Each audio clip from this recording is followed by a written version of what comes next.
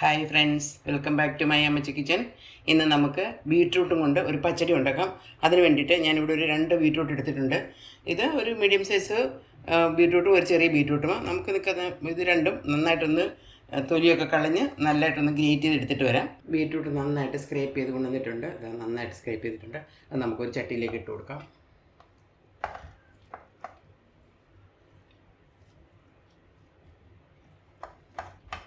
ആവശ്യത്തിനുള്ള ഉപ്പ്.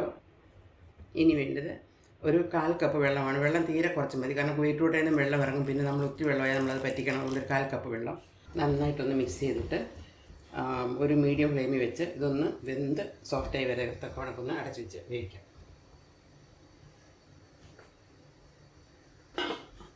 നമുക്കൊന്ന് തുറന്ന് നോക്കാം. അല്പം വെള്ളം കൂടെ പറയാണ്ട് നമ്മൾ തുള്ളി വെള്ളം ഒഴിച്ചുള്ളൂ. എന്നിട്ടും കണ്ടോ, അത് ഇനിയും ഇപ്പം തിളച്ചതേ ഉള്ളൂ.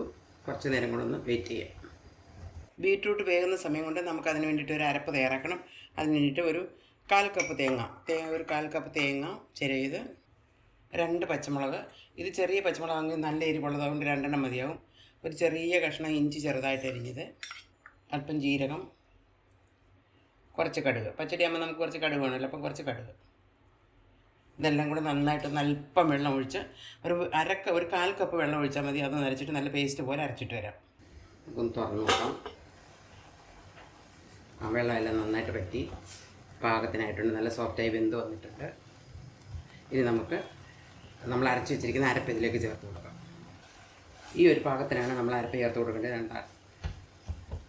നമ്മൾ എടുത്തു വെച്ച തേങ്ങയും ജീരകവും കടുകും എല്ലാം കൂടെ നന്നായിട്ട് അരച്ചു കൊണ്ടുവന്നിട്ടുണ്ട്. അത് ചേർത്ത് കൊടുത്ത് നന്നായിട്ടൊന്ന് മിക്സ് ചെയ്യാം.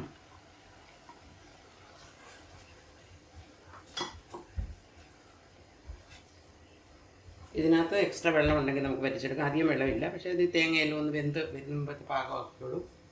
ഉപ്പുണ്ടോയെന്ന് നോക്കണം. അപ്പോൾ തൈരും കൂടെ ഒഴിച്ചിട്ട് നമുക്ക് ഉപ്പുണ്ടോയെന്ന് നോക്കാം നേരം. പിന്നെ നന്നായിട്ട് മിക്സായി. ഇനി ഒരല്പം നേരം പച്ചമുളകിൻ്റെയൊക്കെ പച്ച ടേസ്റ്റൊക്കെ ഒന്ന് മാറുന്ന വരെ ഒന്ന് അടച്ചു വയ്ക്കാം. അരപ്പൊക്കെ എന്തായാലും നമുക്കൊന്ന് തുറന്ന് നോക്കാം. നല്ല പരുവത്തിനായിട്ടുണ്ട്. ഇനി നമുക്ക് തീ ഓഫ് ചെയ്തിട്ട് ഒന്ന് ജസ്റ്റ് ഒന്ന് തണുക്കാൻ വെക്കാം. അല്ലെങ്കിൽ നമ്മൾ തൈര് ഒഴിക്കുന്ന ഉടനെ അങ്ങ് പിരിയാൻ സാധ്യതയുണ്ട്. പിരിയത്തില്ല, എന്നാലും നമ്മളൊന്ന് സൂക്ഷിക്കുന്നത് നല്ലത്. അതുകൊണ്ടൊന്ന് തീ ഒന്ന് ഓഫ് ചെയ്ത് വെക്കാൻ പോവാണ്. നമ്മൾ ഓഫാക്കിയിട്ട് ഒരു 5 മിനിറ്റായി. ഇത് ചട്ടി ആയതുകൊണ്ട് ഭയങ്കര ചൂടാതാണ് ഞാൻ ഓഫാക്കിയത്. എന്നിട്ട് ചട്ടി ഇപ്പോൾ ഒരു 5 മിനിറ്റ് ആയിട്ടുണ്ട്. ഇനി നമുക്ക് തൈര് ചേർത്ത് കൊടുക്കാം. ഇവിടെ ഞാൻ 1 കപ്പ് തൈര് കട്ട ഉടച്ചിട്ട് എടുത്തിട്ടുണ്ട്. അത് നമുക്ക് ചേർത്ത് കൊടുക്കാം.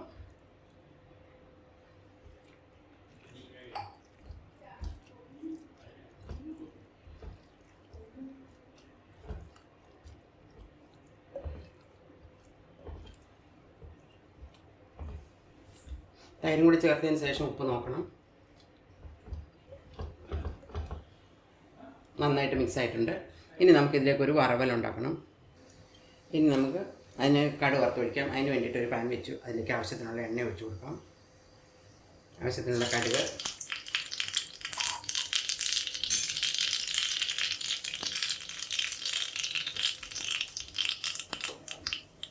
വറ്റൽമുളക്, കറിവേപ്പില.